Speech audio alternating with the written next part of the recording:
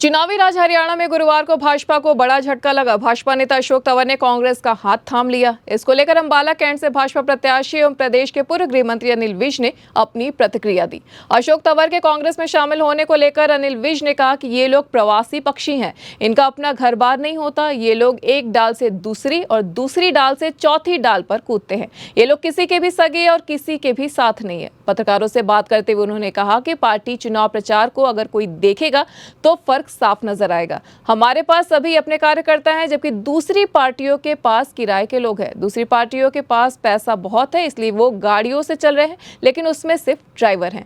राष्ट्रीय राजधानी दिल्ली में 5,000 करोड़ रुपए की कोकीन की खेप की बरामदगी के सवाल पर अनिल विज ने तंज कसते हुए कहा कि कांग्रेस और नशे का बहुत गहरा संबंध है। हिमाचल प्रदेश के मुख्यमंत्री कह चुके हैं कि वो नशा पैदा करेंगे, अगर पैदा करेंगे तो बेचेंगे भी, फिर उसको चोरी करेंगे। ये सारी बातें आपस में जुड़ी हुई हैं। एनएल लाइव की खास खबर।